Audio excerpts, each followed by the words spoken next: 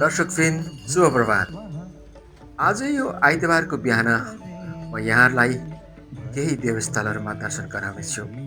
सरकारले अहिले शनिबार र आइतबार दुवै दिन बिदा दिएको भएर आफूलाई मनपर्ने देवस्थलहरूमा गएर पूजाआजा गर्ने, दर्शन गर्ने फुर्सद मिल्ने गर्दछ। यो लगनखेल स्थित बटुक भैरवको मन्दिर हो। प्राय हरेक आइतबार यो मन्दिरमा दर्शन गर्ने चलन छ। यो मन्दिरमा दर्शन गर्दा शनि दशग्रह सबै घटिन्छ र ती दशग्रहबाट मुक्त पाइन्छ। सोचेको चाहेको कर्म गर्न कुनै अवरोध रहँदैन भनेर प्रार्थना पूजाआजा गर्ने चलन छ र विश्वास छ।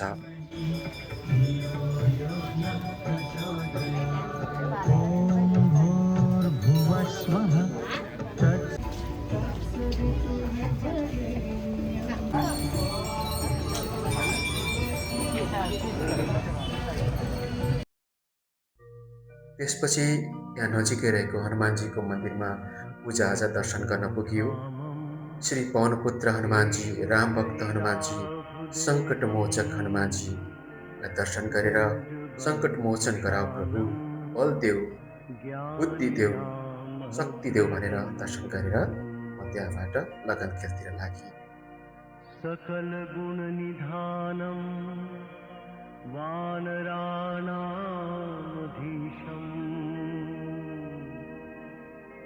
रघुपति प्रिय भक्तं वातजातं नमामि। रघुपति प्रिय भक्तं। मैले गाडी हनुमान मन्दिर नजिकैको पार्किङमा छोडेर लगनखेलतिर लागेँ। लगनखेल बिहानै भएकोले होला त्यति भिडभाड थिएन। होइन भने लगनखेल सधैँ चाफ, सधैँ भिडभाड, सधैँ चहल पहल हुने ठाउँ हो। पर चोकमा जाकारान्डाको फुल मुस्कुराइरहेको थियो। यसको बायाँपट्टि मिठो पुस्तकारी, ताजा पुस्तकारी र गुब्बाक पाइन्छ। म भरे फर्किँदा किनेर लान्छु।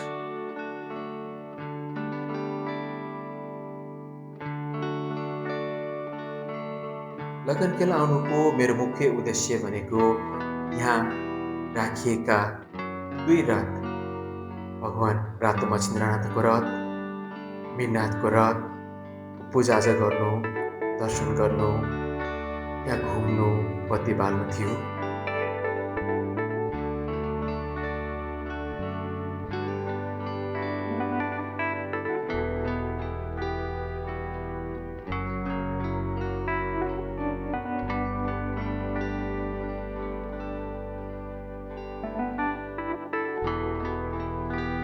बिहानैदेखि भक्तजनहरूको भिड लागिसकेको थियो।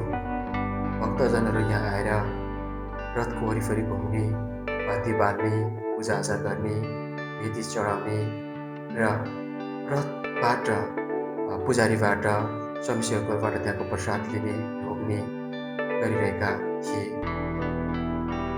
मैले पनि मजाले समय लिएर रथको वरिपरि घुमेँ, पूजाआजा गरेँ, भेटी चढाएँ,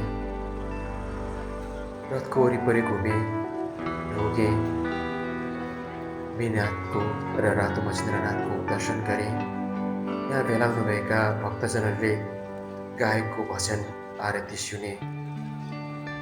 यहाँ उपस्थित हुनुभएका बस्नुभएका भिक्षुकहरूलाई केही सिधादान गरेँ मैले।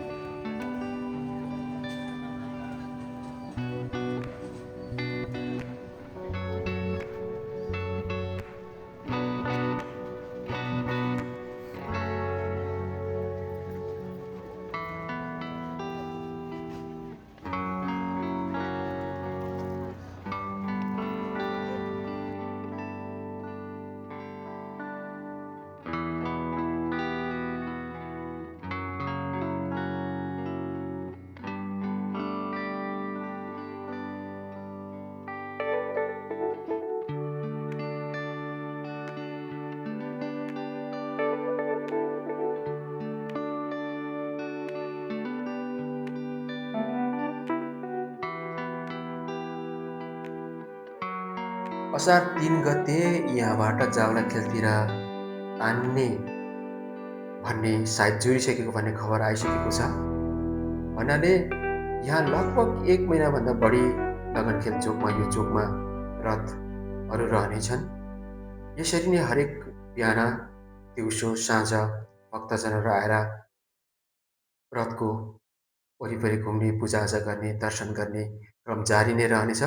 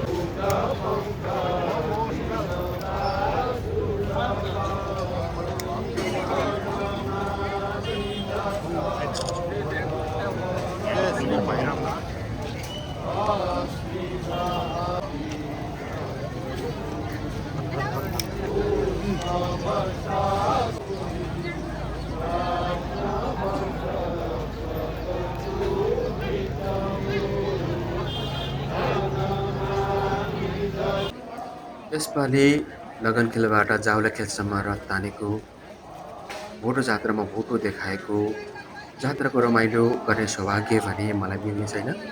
किनभने त्यो समय म आफ्नो कामको सिलसिलामा उपत्यका बाहिर हुनेछु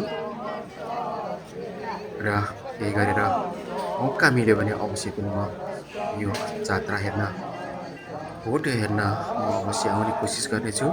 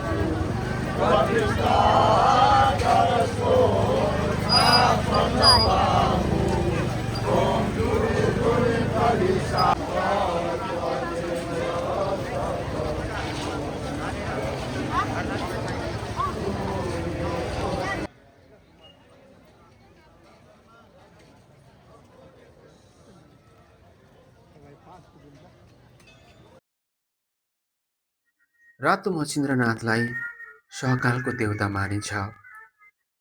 यो जात्रा ललितपुरको जात्रा हो। काठमाडौँ उपत्यकामा देखाइने जात्रामध्ये यो जात्रा सबभन्दा लामो जात्रा हो।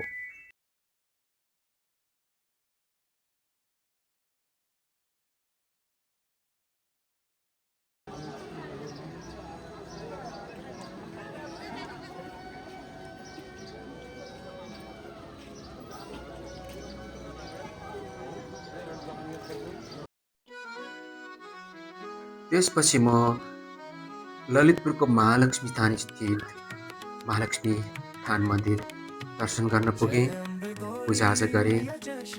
यो मन्दिर हरेक शनिबार भक्तजनहरूले भरिएको हुन्छ। शनिबार भिडभाड हुने गर्दछ, तर मैले यसपालि आइतबार दर्शन गर्ने योजना बनाएको हुनाले म आइतबार आएको छु। कनक समान कलेवर रक्तांबर राजे रक्त पुष्प गलमाला कंठन पर साजे।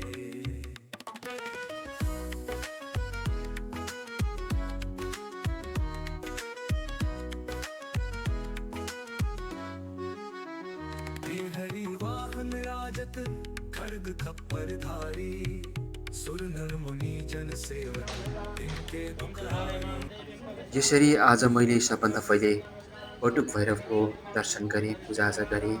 त्यसपछि श्री हनुमानजीको मन्दिरमा गएर दर्शन गरेँ, पूजाआजा गरेँ। त्यसपछि रातो मच्छिन्द्रनाथ र भगवान वीरनाथको दर्शन गरेँ, पूजाआजा गरेँ।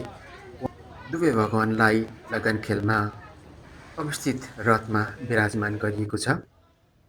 त्यसपछि अन्तमा आएर मैले महालक्ष्मी थान स्थित महालक्ष्मी माताको दर्शन गरेँ, पूजाआजा गरेँ। अब आजलाई मेरो यात्रा यो पूजाआजा गर्ने क्रम यहीँ टुङ्ग्याउनु पर्नेछ, किनभने आज मेरो 12 बजे विराटनगरतिर प्रस्थान गर्नुपर्ने फ्लाइट छ। यतिन्जेल यी सबै देवताका स्थानहरू दर्शन गरेर साथ दिनुभएकोमा सम्पूर्ण दर्शकहरूलाई धन्यवाद टक्राउँदै मेरो च्यानललाई यसरी नै सब्सक्राइब गर्नुहोस्, माया गर्नुहोस्, कमेन्ट गर्नुहोस् भन्दै बिदा लिन चाहन्छु। नमस्ते।